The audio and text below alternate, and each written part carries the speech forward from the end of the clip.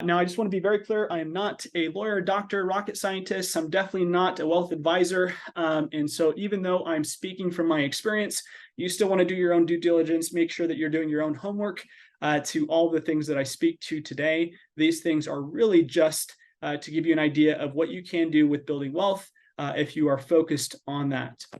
So conversation pieces for today. We're going to be talking first about different wealthy principles. Now, these things, even though they seem very random and separate, they're all connected in building a strong foundation for wealth building. And so what I would hope is that this actually, my perspective, is probably going to be the most impactful for you today, because it actually helps you to reshape some of those beliefs that you currently have about money that may hold you back in the future from getting to your certain wealth goals. So we'll go through those wealthy principles that I've learned over time. We'll talk about the 4 wealth generators of real estate. That's always a very important refresher. And that's also a great conversation for you to hold with clients. Okay. A lot of people do not understand how they actually earn money with owning real estate. And so if you can become an advocate, an educator, and help people understand how they build wealth through real estate, I promise you will close more transactions, but also you have far more impact and fulfillment on the other side. We'll talk about a deal analysis process. So we'll actually go through one of my deals, and then I'll show you how I actually analyze properties with a spreadsheet and make it easy for you to be able to determine, is it a good buy or not upfront. And that's also super valuable when talking with clients, is being able to do that math for them. And then the last one is just some resources that I'll hand out and give you some of the books, podcasts, stuff that I suggest looking at and tapping into. And then I'll introduce you to the AI Collective, Agent Investor Collective, which is just a wealth building community that we're kickstarting and want you to be a part of. It is, and I want to say this up front, it is free. There's no cost. It's simply building a networking group of people who have like-minded goals, passions around wealth building and helping other people to grow their wealth. And here's the thing that I'll share is Gary Keller has said that money is good for the good that it can do. So I know we're going to be very focused on money and wealth in our conversation today. And just know that that stuff is synonymous for freedom in my mind. Okay, so money is simply a tool. It doesn't make you you've heard these ideas, right? That money is the root of all evil. And in the reality is money is just an amplifier. So it only amplifies what's already there. So if you are a bad person and you get a lot of money, yes, you're going to probably do more bad things with that money. And on the flip side, if you're a good person and you get more money, you're most likely going to do far more good with that money. And so I just want you to look at money as neutral. It is a tool for you to decide how you use. And it is not the most important thing in the world, but it is right up there with oxygen. Okay. We need it to have breathing room. We need it to create space in life. We need it to have experiences that can go beyond just ourselves, where we can help impact other people and focus on the experience of others. And so that's going to be the conversation for today.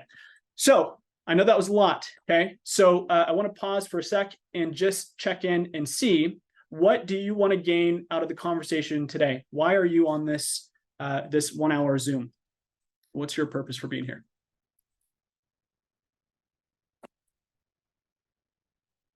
You can throw it on the chat, or let's get 2 or 3 people that will unmute and share why they're on this conversation for today.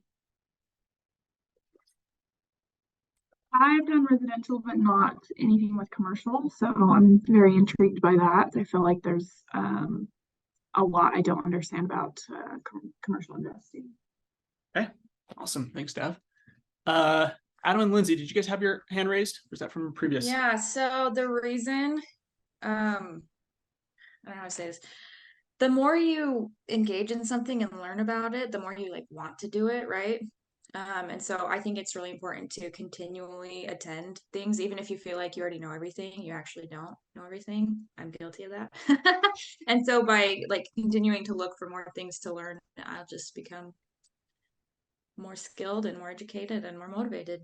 Great. Thank you for sharing. Spence.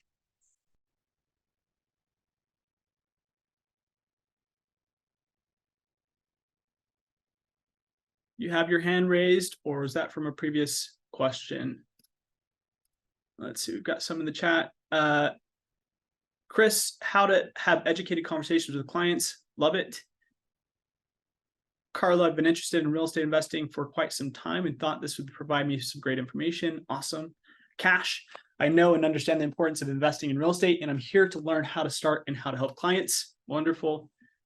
Terry, learn strategies about leveraging current properties to buy new properties. That's a phenomenal one. That's great. We will talk about that for sure. Amber, beginning your investment journey and want to make sure that you're doing it as smart as possible from the get-go. Wonderful. Perfect. Love it. Great. I will also speak, Lindsay, one thing that you mentioned is I don't know it all. And a lot of why I do this too is that the more I engage with what has caused my success from an investment perspective in the past, it helps me to replicate that moving forward. And so part of this is I have to go back to my strategy and say, what did I do that caused my success? And the other individuals that I've connected with and kind of document it. And so a lot of this too for me is just saying, I don't know it all.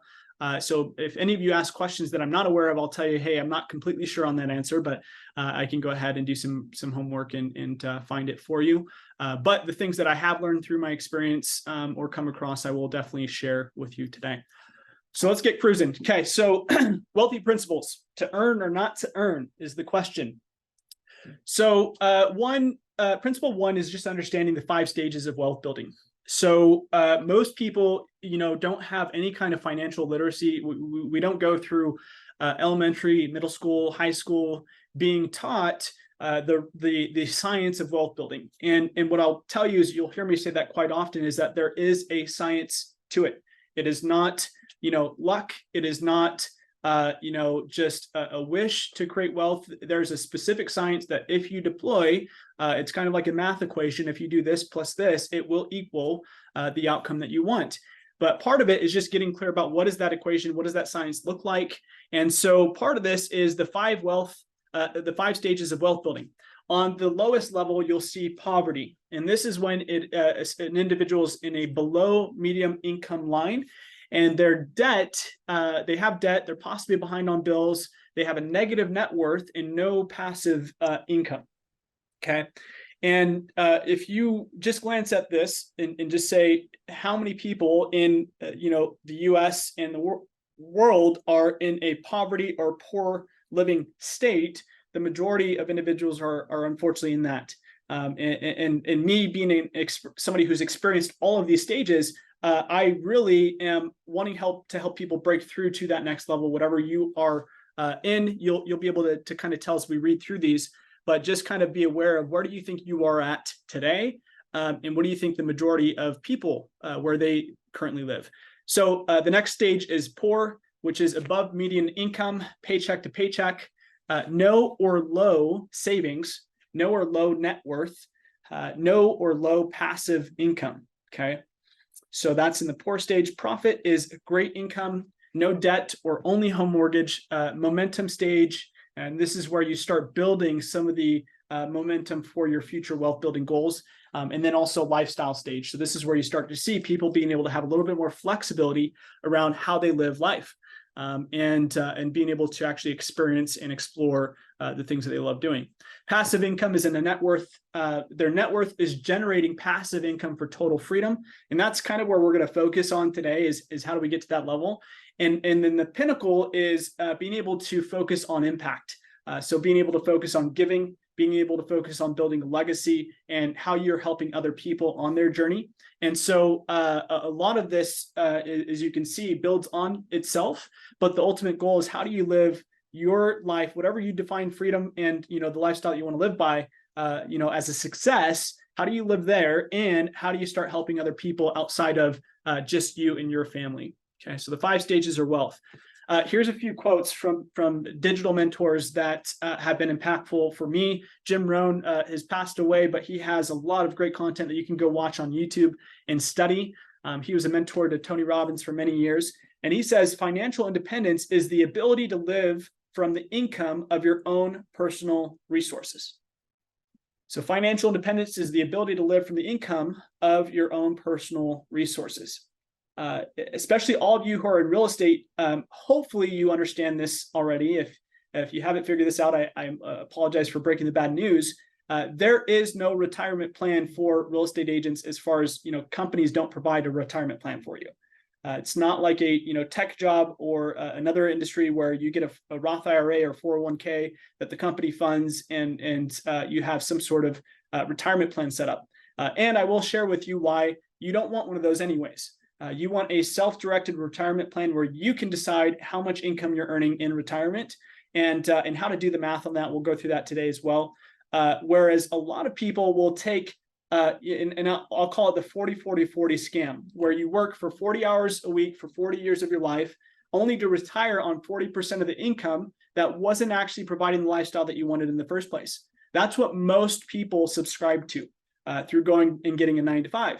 And there's nothing, I'm not talking down on that kind of work experience, but the reality is, even those individuals, your clients, most of them are in that situation. They have to claim how they're going to build wealth if they want to take more control of what their retirement's going to look like.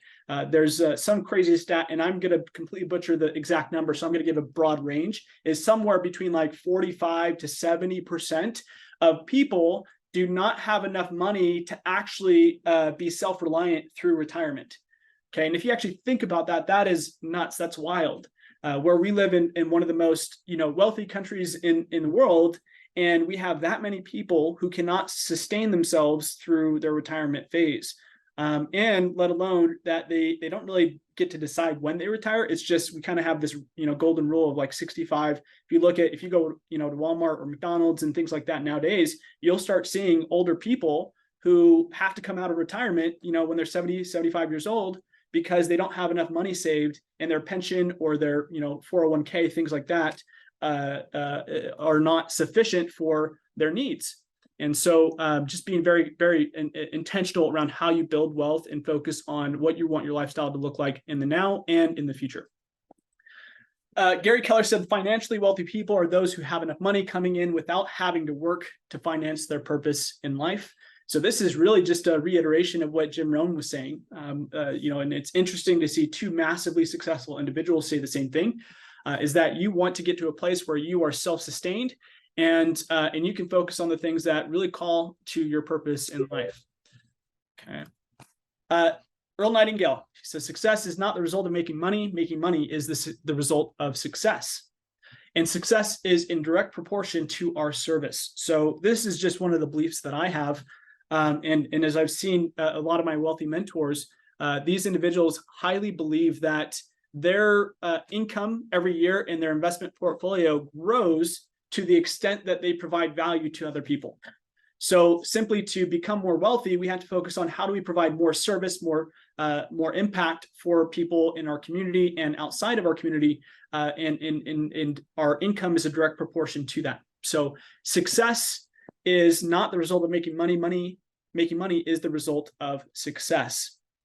And then the last quote is, to be financially wealthy, you must have a purpose for your life. In other words, without purpose, you'll never know when you have enough money, and you can never be financially wealthy. So this one's interesting to me because this is where I usually see the biggest roadblocks for people, is they don't actually have a number in mind, because the real estate investment process is to help you get to a specific destination. When I first started, one of my goals was to own 500 doors. So I said, I'm going to get to a place where I have 500 rental properties. A lot of that's going to be multifamily, so apartment complexes and things like that. And I held that belief for probably 3 or 4 years, until I had my real estate investment coach was asking me some questions, and he was digging into that goal, and he said, why 500 doors? And for me, I said, well, I want to have this kind of, this specific number of passive income. And one of the things that he challenged me on is said, well, what if you don't actually need that many doors? What if you could achieve that with 50 doors, and maybe they're commercial and a mix of single families, multifamily, things like that? Is it actually the doors that equate to the success that you want, or is there a different route that you can take it? And so first, I had to get clear about what was the exact number of passive income. And then the second target number, and this is what I would suggest starting to write down, 2 numbers that you have to get clarity on in your life is, number 1, what is the passive income target that you have? How much money do you need per month coming in to fund your lifestyle? And you can do this in 2 different ways. Fund your current lifestyle, which creates freedom, okay? So whatever you currently spend on average, divide that up, over the year, divide that by 12, and that should be your monthly target initially. Okay, that's just a starting place. Once you hit that target, the second one is, what is the dream lifestyle? What would that cost? And part of this is you doing some homework and saying, well, if I were to live the lifestyle that I want to live, if I were to travel to where I wanted to go, if I were to, and everybody's goals are a little bit different. Some people, they care about cars, some people don't. And so all of you have to get clear about what is important to you and what is the associated cost. For some of you, I want to be able to stay at home and educate my kids at home. And I want to have a chef that cooks my meals. Like, what are the things in life that you feel like when you get to a certain financial level would be impactful for you to live the best life possible, and associate a cost to that? So define how much passive income do I need per month to be able to achieve that kind of lifestyle. And simply, I'll go into the details on this formula in a moment, but when you find that number, it's very easy to then say, how much net worth do I have to have in order to spit off that kind of passive income? So that equation becomes very simple. And then we could say, okay, well, how many rental properties would actually achieve that net worth target and that passive income number? So we'll go through that, but it really answers this question of what is your freedom number. So I'm going to pull up my first spreadsheet. Is this showing on your guys' end? Can you see the spreadsheet? We can see it, Shoni. Cool. Thank you. So two things. I'm not going to go a ton into this one, but this one is a little bit more advanced way of building your long-term goal by understanding that inflation is the greatest threat to wealth building, and you have to out-earn the rate of inflation, right? And so part of this is just saying, well, how long do you have on your investment journey? And I want to really make sure that I'm planning ahead and knowing that I'm adjusting for inflation when it comes to my wealth building goals. So I won't go too far into this right now, but it just states, well, if you need this much invested, let's say it's $5 million, then you have to really focus. If your goal is 150,000 in retirement today, well, when you are, what was this one? This one's 10 years. Let's change it to 1.8. Let's say that you got 15 years to focus on your wealth building journey. Well, if you want $150,000 of today's dollars, because over time your inflation eats away at your spending power, right? And so you want to be able to account for that and say, well, 150,000 of today's dollars, 15 years from now, will really feel like, I have to make 270 to make it feel like the 150 I was making today. And so this helps you to get clear about, well, what is that future number that I need to focus on? Because then your goal is actually 270 in passive income, not 150. So that one's a little bit more of an advanced topic that we can get into at a later time, but that helps with this conversation. Is first thing is just saying, what is my passive income target? Let's just say that it's $100,000. If you were to focus on $100,000, we know that you need 2.5 million in assets. Okay. And this is very, very simple. There's a rule out there called the 4% rule. And I'm going to stop sharing for a second. How many of you are familiar with the 4% rule and what that outlines? And for any of you who know it, can one of you share it? What is the 4% rule? In this context, I believe it's the safe amount of money that you could withdraw from your portfolio annually. So 4% is a pretty typical return that you could get in like a money market account or just a safe investment. So you don't want to spend more, you don't want to take more than 4% of dividend from your portfolio a year. Yep. So to avoid from running out of retirement money, you use this formula of whatever your investment passive income goal is. You want to divide it by 0.04. And what it will do is spit out a net worth number. In this case, it was 2.5. And what it's doing is saying, well, if you had let's see. There we go. If we had 2.5 in assets, conservatively in a very safe investment, we can go ahead and still pull out $100,000 every year from that portfolio, and we would not run out of income in retirement. Okay. And so that's where you first got to decide what your passive income target is. Then we can put that number into this calculator, which I'll share with all of you, so you have access to this, and it will just tell you what number you're chasing. So in this case, if your goal is 150, you're chasing 3.75 million in assets. Now, here's where I want to be very clear, is that it's not as big of a number as you think when it comes to real estate, okay? So the first rule that I'm going to share with you is how real estate works. And I'm going to just go with this portfolio targets of if 3.75 million is the goal, right? And it pulled it over here. Then with a passive income goal of 150, we would need 8 doors, right? Now we would need 8 homes that are free and clear, paid off, which if you acquired those today, put them all on 30-year mortgages, right? They'd be paid off by your tenants in 30 years. And you would have not only 180,000 in passive income, but you would also have a net worth at that time of 3.75. Okay. 8 doors is not a hard, challenging place to get to. Part of it is just knowing how do I buy assets in a safe way, especially knowing the economic environment we're in right now. There's different times where you want to put your gas or your foot on the gas pedal and go very fast. And there's other times where you want to proceed with caution, but you still want to accumulate properties. And that's one of these times right now where we're in an economic environment that's very uncertain. And so, yes, I'm still buying. I just bought another rental property, but I have certain things that I look for before making acquisitions in today's market. So, and I will get to those in a minute as well. But let's pause. I just went through quite a few different success principles. And so I want to see what you're capturing. What's the most important to you that you've heard so far? What are some of those things that really stood out to you? Feel free either to throw it in the chat or go ahead and raise your hand. And we'll get into this next segment.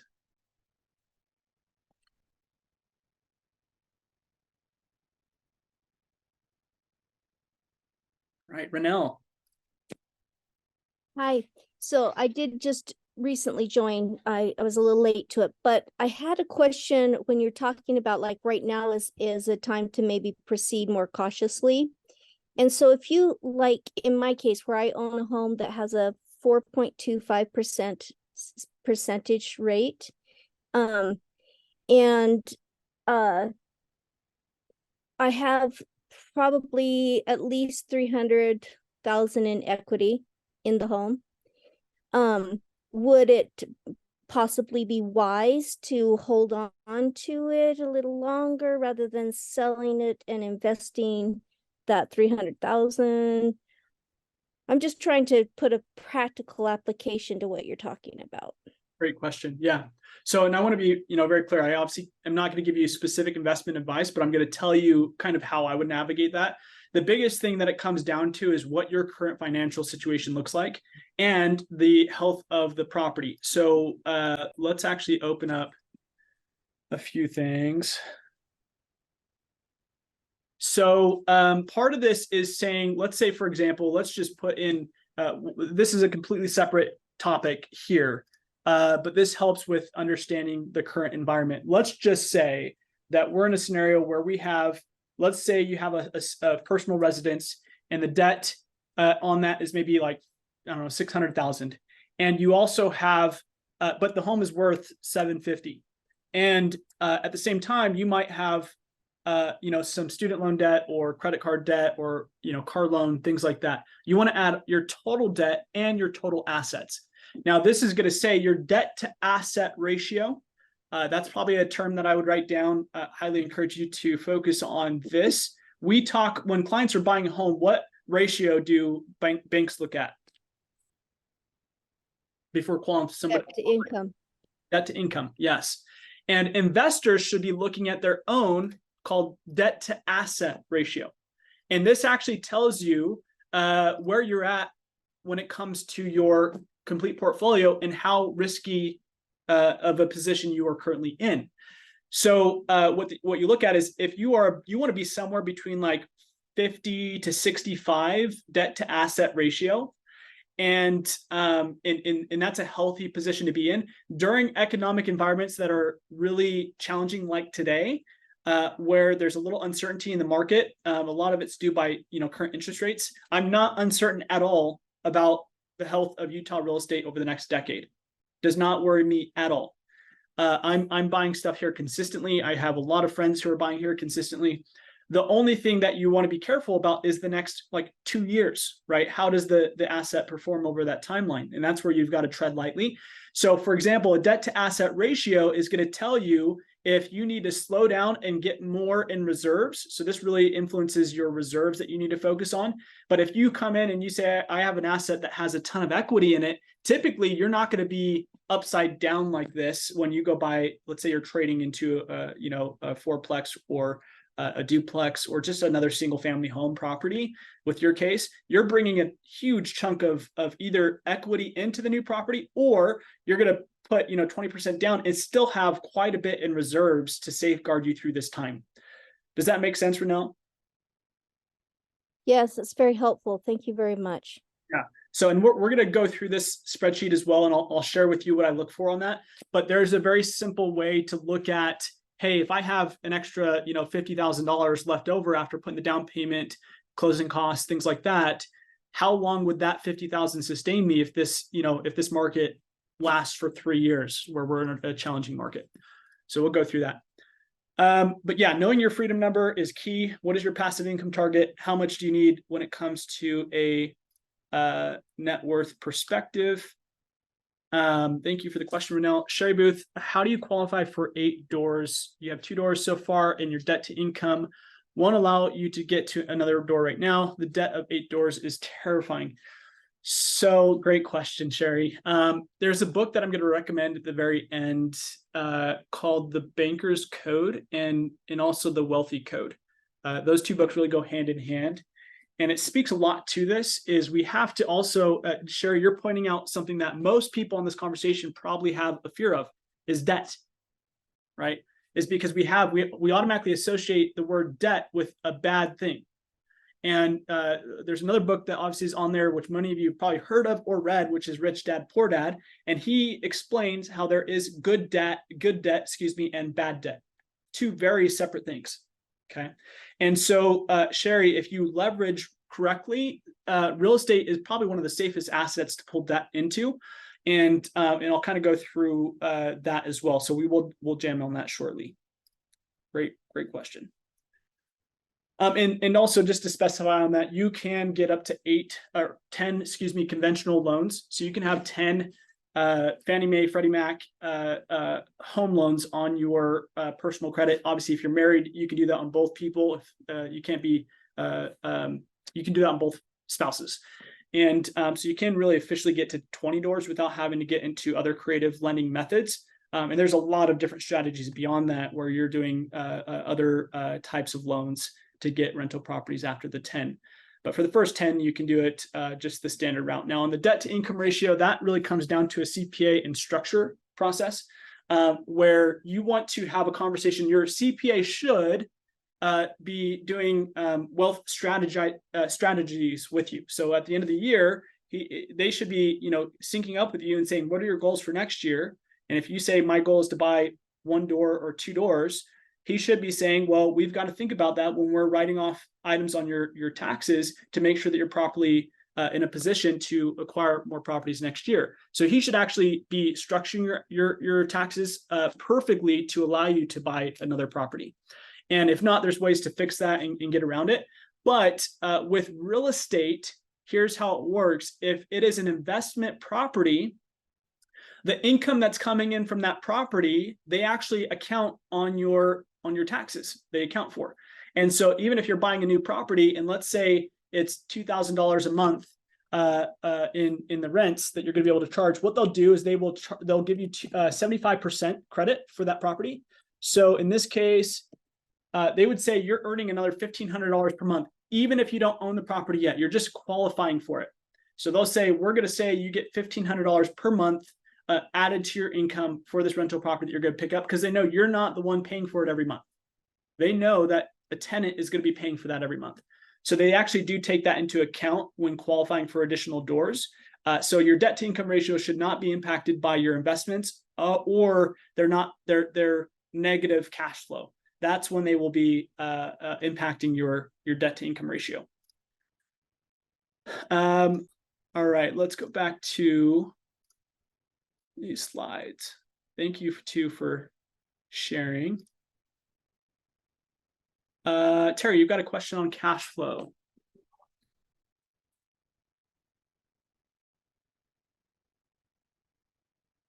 We'll get there in just a second. Actually, let me go ahead and go to this. So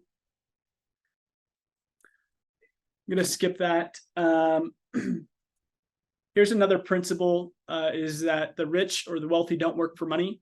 So you want to get to a position where, this is in the Rich Dad Poor Dad book, this diagram, where employees and self-employed on the left-hand side, either you have a job or you own a job. 99% of real estate professionals are in the self-employed state.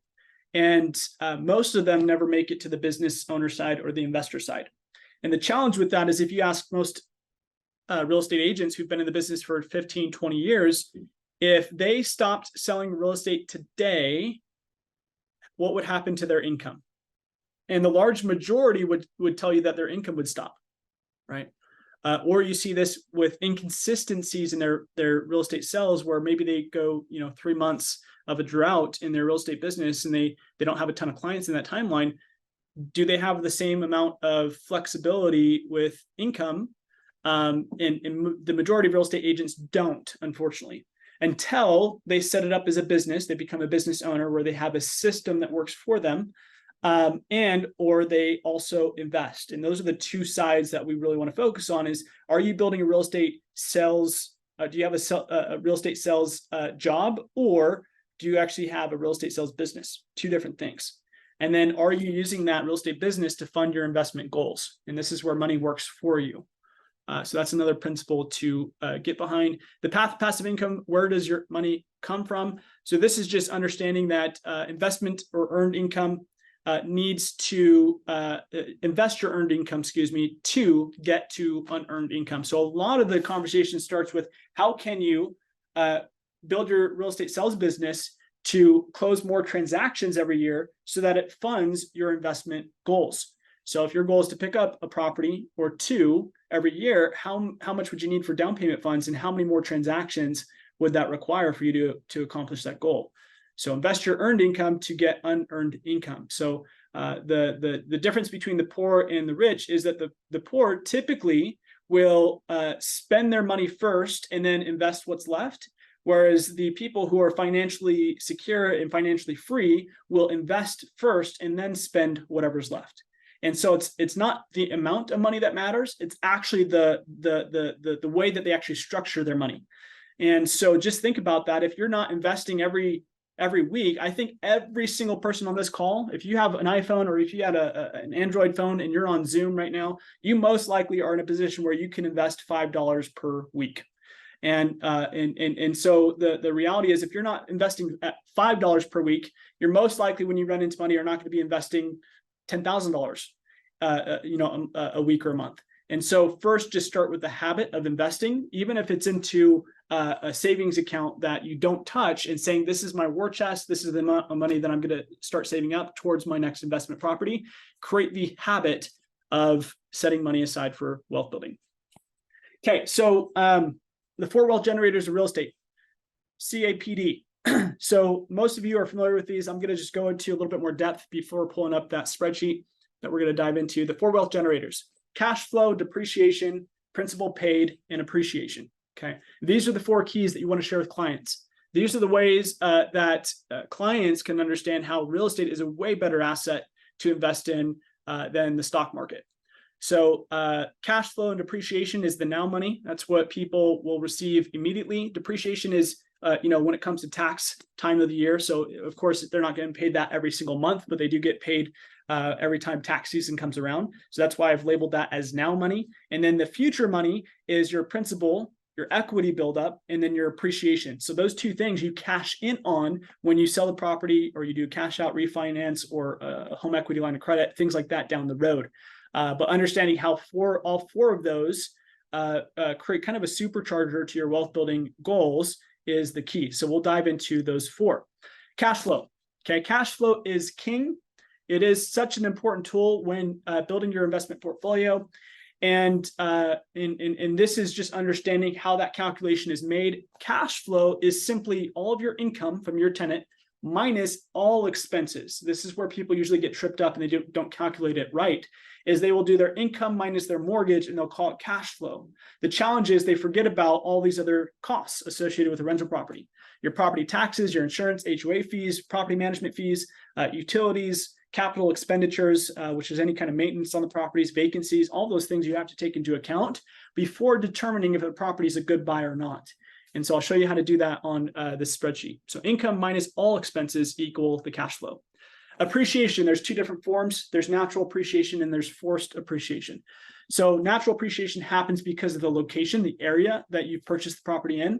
And this is that property values just tend to increase over time because of supply and demand, population growth, economic factors at the state level that makes it a very healthy economy. All those things naturally help the value of the properties to grow. And then you've got forced appreciation, and that's where you're buying an asset and you're forcing it to go up in value through things like doing renovations, updating the kitchens, the bathrooms, increasing your monthly rents, decreasing expenses. This is on the investor side. An important key is you can buy current, active investment properties where maybe they're not charging actual market rent. And so that property could perform way better if it was just managed better. And so that's a big key.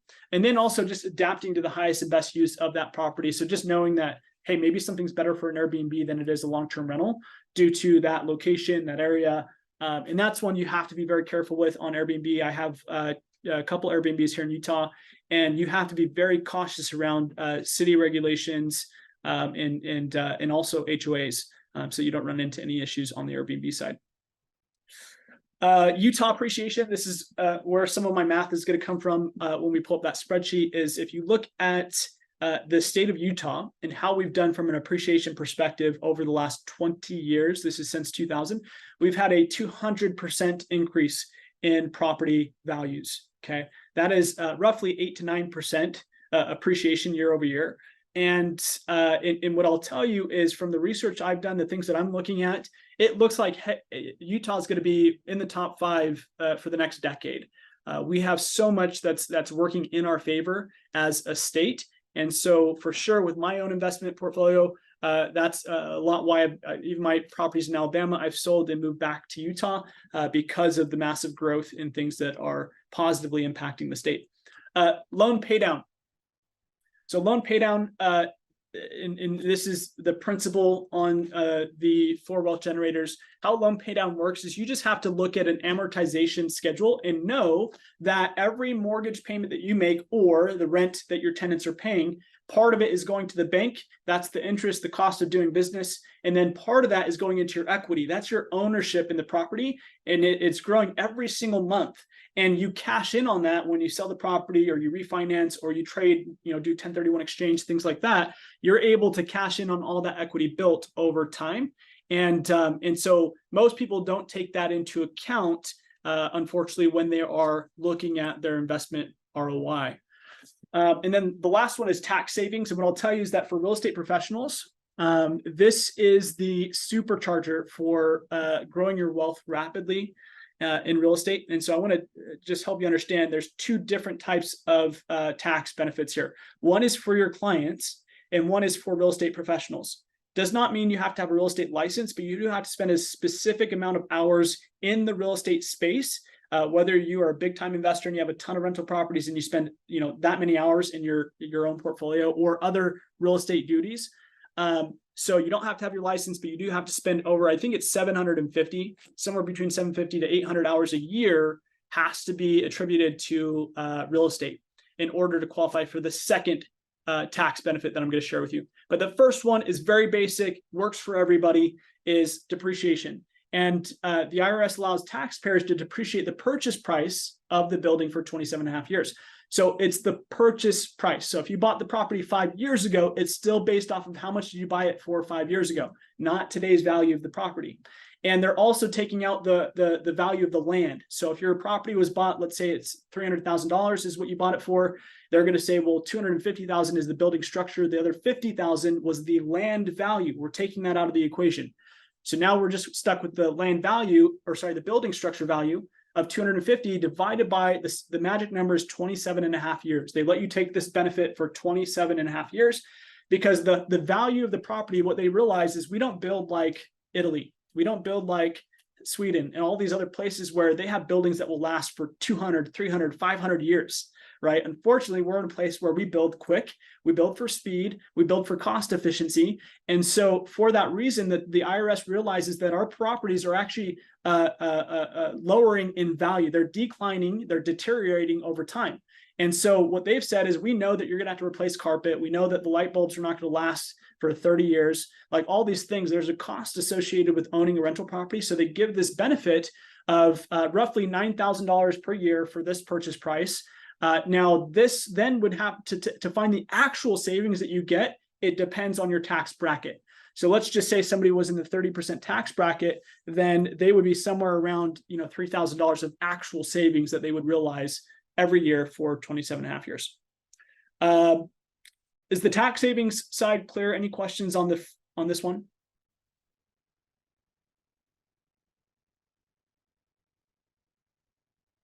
Okay.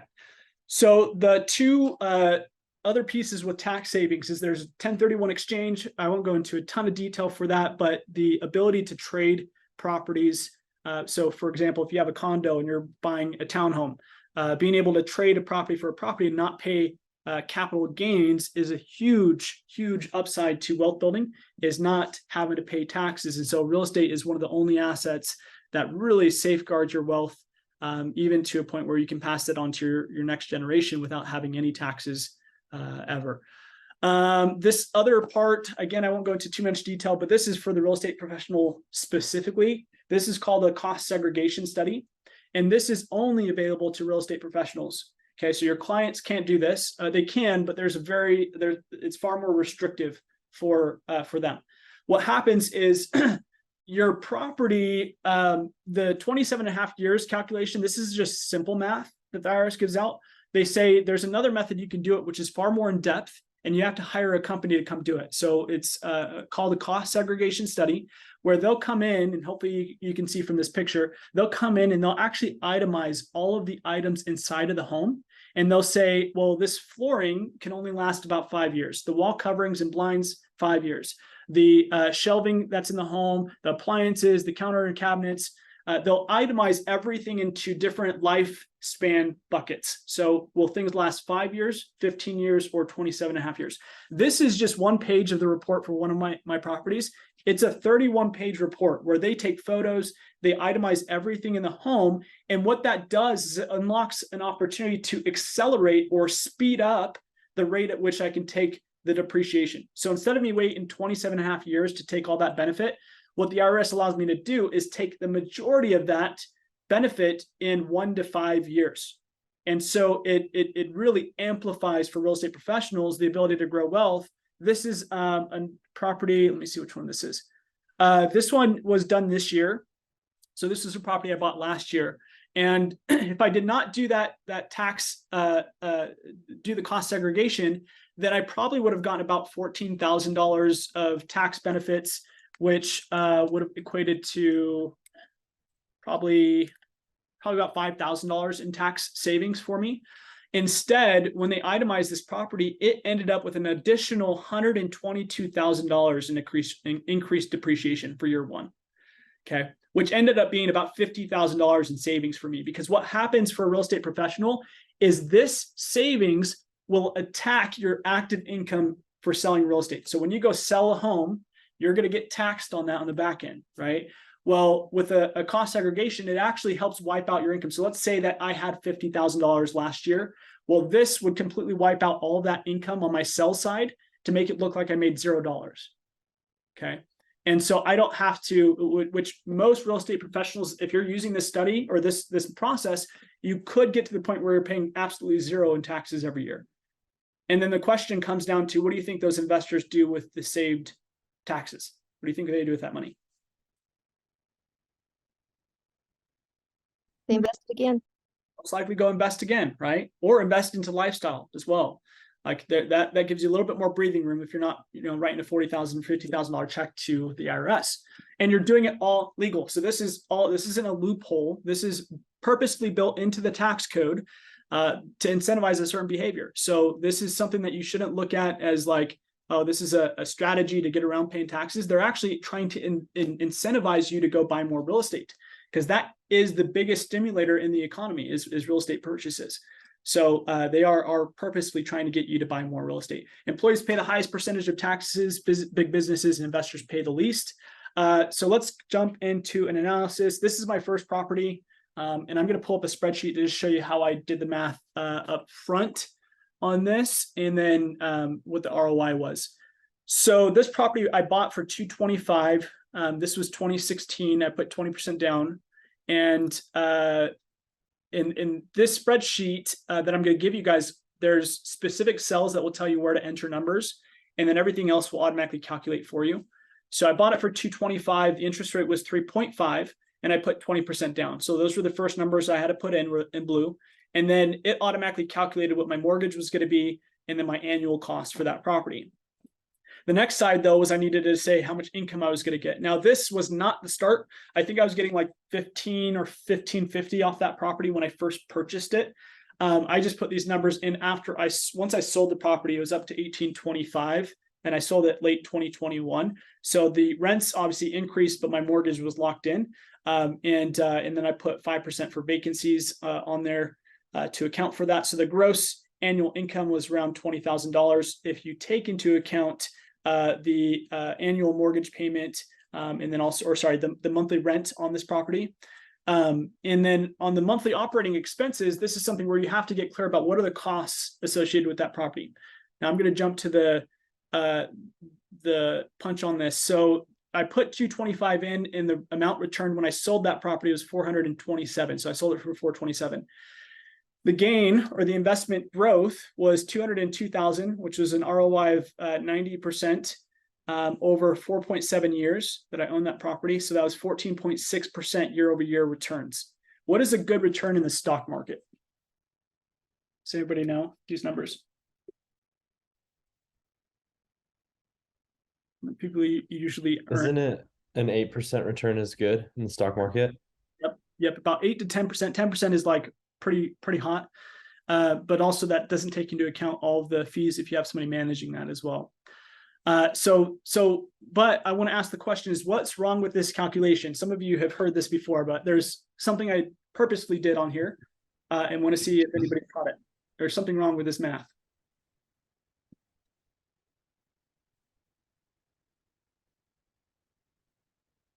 You didn't buy it for 225,000. You only put down 40-something thousand. Exactly. Love it. Thanks, Adam. So I did not invest 225,000. Sherry, this is going to answer some of your questions as well on the debt side. So the 225,000, I only put 45,000 in. So if we look at the reality of this investment, I put 45 in and received 247 back, or 202,000 was the gain. Then it was a 448% return, or 43% year over year. So a little bit over 4 times the amount, 5 times the amount of what a stock market return would spit out. Okay. So the power of leverage on return on investment is such a powerful tool. In the stock market, if I put when you put 100,000 into stocks, you only get $100,000 worth of stock value immediately. With real estate, if I put $100,000 in, I can actually leverage $500,000 worth of property. And so what that does is it amplifies your returns significantly. So this spreadsheet, let's see. And Terry, do you still have a question about cash flow as we get into this spreadsheet?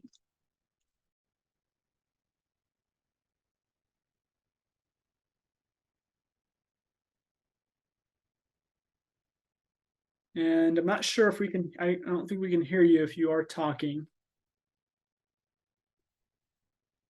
I can hear her. Okay, that's interesting. I can't. Can you repeat the question? I can hear you, Ronell, but I can't hear Terry.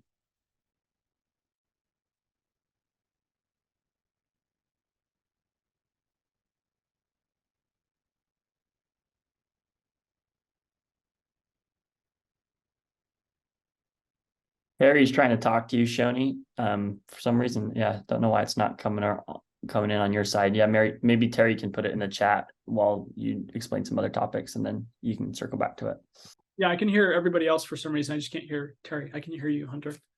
But yeah, throw it in the chat and I'm happy to see what I can do.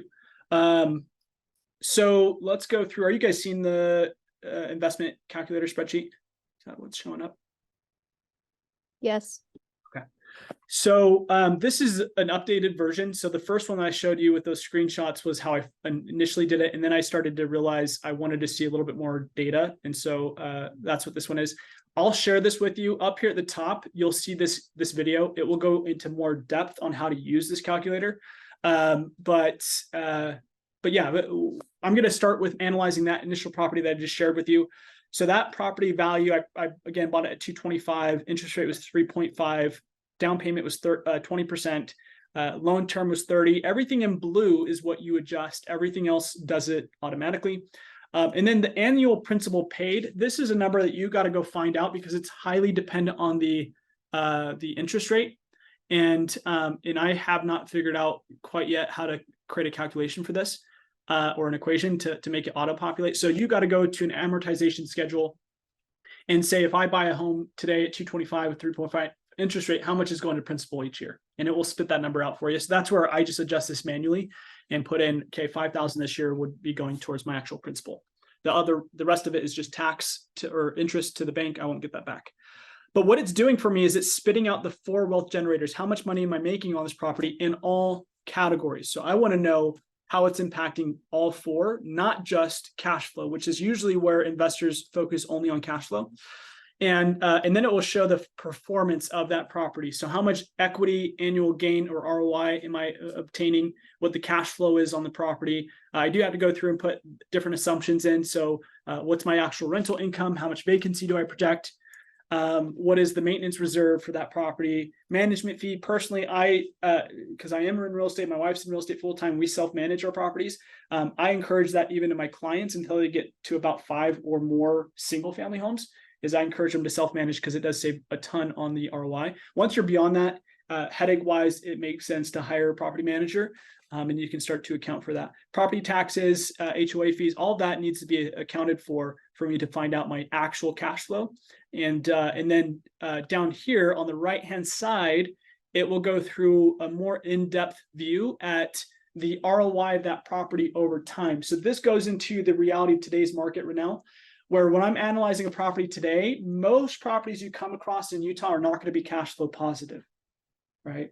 And the question is, why is that? Could be the location, could be the upkeep, the depreciation. I don't know. Yeah, so a lot of it has to do with our current median purchase price. So the purchase price values of homes today. And then the second piece is going to be your interest rate, what you're paying for that home. And so if you look at, does a house pencil at 8% interest rate for investors? Typically not. Like that's going to be the reality unless you're getting a smoking deal on the front end when acquiring that property. And so this is where my conversations with clients right now are very candid. I'm going to be very candid with you and tell you it depends on your investment strategy and goals. There's 2 different ways that people invest. One is for cash flow, one's for appreciation, and the other, the tax benefits, things like that. And so it really depends on somebody's financial situation on how they're going to go ahead and build their portfolio. But if we were to say, let's say this house was 5, now these exact townhomes, the one that I bought in 2016 is $500,000 to purchase today. And the interest rate would probably be somewhere around like 6.5, maybe to up to 8%. So you can look at this and say, okay, and the rental values probably have gone up to, I don't know, 2,300, maybe. Let's say that. You're negative $845 cash flow. So the property location didn't change. Nothing changed except for the purchase price and the interest rate on that property. Okay, that's why you're not seeing homes pencil or make sense right now. What I will tell you is that there's still deals out there. I've helped quite a few clients even this year buy rental properties where they're somewhere around, let's change this a little bit. They're probably around like negative 150 to 200 cash flows, consistent deals that we can find. So let's just say that this is the situation where they're negative 260 cash flow. Well, the conversation for me is, and this is something that, again, depends on your financial goals and what you're doing currently with real estate sales. The question somebody would have to ask is, for the first 2 years, they would be negative $4,668 on this property for the first 2 years. Now, we know that the rent values increase over time and your mortgage stays locked in, right? So this is accounting for that, and say, hey, year 3, you would actually be break even, or you'd be $86 positive on this property. So the question for your investor or yourself should be, can I eat $4,668 over the next 2 years and not have it impact my peace of mind financially? The question is yes. I personally will go and buy this property, because that's going to be a tax write-off as far as losses on the property for those 2 years. I'm also going to be getting equity buildup, because if you look at these numbers up here, this still turns into a 30% return on investment year over year with negative $260 cash flow. So I just want to be candid. That's how most of my investors are buying properties right now, is they're probably negative $25 to $250 cash flow right now because of high interest rates. They plan on refinancing, but they want to secure the property rather than letting it pass by. And they're just saying, hey, I'm going to set $5,000 aside for the next 2 years to cover my basis and have some good, reserves for this property. I know I just spit a lot, and we're running out of time, so I want to be aware. I did tell everybody we'd end at 11:15, so I just want to pause. And there's a ton of other things I wanted to get into, but we'll probably have another conversation next month to go through the rest. But I do want to answer any questions that people have from any of the things we've talked about today.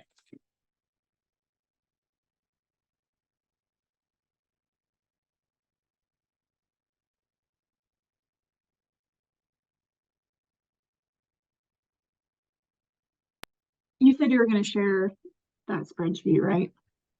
Yeah, so I'm going to throw this on there. Awesome. Thank you, Terry. It answered your cash flow question. I'm going to throw this on there. So there were quite a few other things I was going to go through, but we will, again, have that another time. But what I do want to go ahead and share with each of you is this. So if you, we have a WhatsApp chat that we are launching, and this is going to be a space where you can go ahead and network with other agent investors and also share deals. So if you do come across investment properties and maybe it doesn't fit you or a client's need, but it's a good deal, please share it in this group, and other agents can take advantage of that. Maybe they are either going to buy it themselves or they're going to share it with other clients. But we really want to just connect agents and people who are focused on wealth building in this chat. This is also open to people who are not real estate agents. So if you have clients who want to be focused on wealth building, that's fine to add them to this chat. It is not going to be anything when it comes to selling, products or anything in this chat. It's simply for networking, building relationships for people who are investors. So go ahead and scan that. In that chat is where I'm going to throw both the spreadsheet as well as another little resource that will be very helpful. So I will share both of those in that WhatsApp group later this afternoon. And then if for those of you who we haven't personally connected, please feel free, go ahead and grab that Flow page. You just type in flow.page//Shoni Ivins, and let's stay connected. I will send out these slides as well. The one thing that you want to jump to is the resources. So these are some books that I highly recommend when starting or scaling your investment journey. And it all starts with the blue book, the Millionaire Real Estate Investor. That book shows you how to build $1 million a year in cash flow through owning real estate. So it's $100,000 roughly per month in cash flow. And what I've found is most people I've talked with, all of their goals fit within that realm. So some people it's 10,000 a month, some people it's 5,000 a month. Whatever your goals are, that book can help you create a very specific plan on building your wealth through that method. As we wrap up, any thoughts or ahas, anything that you want to go and deploy and implement or execute on from what we've shared today? Let's get 2 to 3 shares and then we'll wrap up.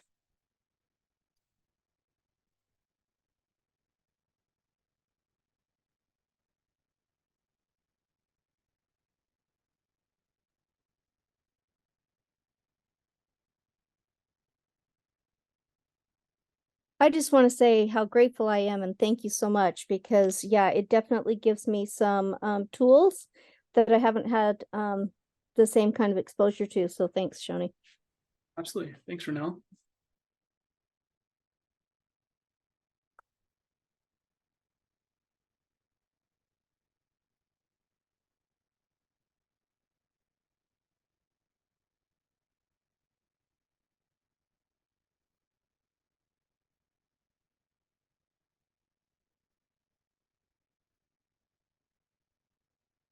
Awesome. Well, invitation for an action item is to pick one book that you are going to study over the next, let's call it 30 to 60 days. Have some sort of intention to grow your mindset around wealth building.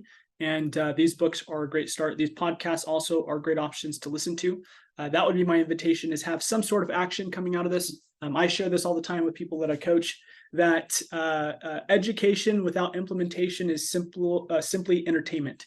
And so my hope is that you go and actually implement something that you learned today. Don't just use this hour for entertainment. Go ahead and say, this is the one thing I'm going to do the next couple weeks or month to make sure that I'm moving things forward on my wealth building journey. Shoni? No. Hey, before you go, I have a quick question. So you know the board game Rich Cash Flow from Rich Dad Poor Dad, and there's also Laurel Langmeyer's The Millionaire Maker board game. I'm wondering if there might be any interest in, like, I'd be more than happy to, you know, bring mine or whatever, but in doing something like that at the office and inviting people to kind of see the application. The Millionaire Maker is more complex, so, you know, maybe start with the cash flow one. But Yeah. you think there might be any interest, or how would I bring it up to see if there is? Totally. Yeah, we've actually done that in the past. We've had cash flow clubs that we've played here, and we've actually got quite a few people in this group that have that board game. So we can actually get we can throw that in the WhatsApp group and get, you know, people who would like to come play. Let's do it. The cash, for those who have not played that game, it's actually what we just talked about on analyzing a property. It's kind of like Monopoly, but helping you to analyze investments. And so it actually gets you in the routine of analyzing deals and getting very efficient with it. So it's actually quite fun. Just don't play with Taylor Frampton because he tends to win all the time. He has an eye for deals. It's super fun though. Yeah. So, but yes, we can definitely throw that in the WhatsApp chat and see who would like to do it, when we want to do it, and put something together. Great, thanks. How about the other? Is anybody familiar with it besides me? The Millionaire Maker by Laurel Langmeyer, who was Kiyosaki's #1 salesperson on that cash flow game. I haven't seen that one personally. Okay, I'll bring it into the office sometime and have you take a look at it, Shoni, and see what you think. But it gets into things like your whole team that you have to create, with as far as like having the right insurance and the right tax guys and stuff like that. So I think it's just kind of takes it up a little notch. Great. Perfect. Well, thank you all. Great seeing you here today, and we'll put something together to go a little bit further on this wealth building journey next month. So enjoy the rest of your day. See you soon.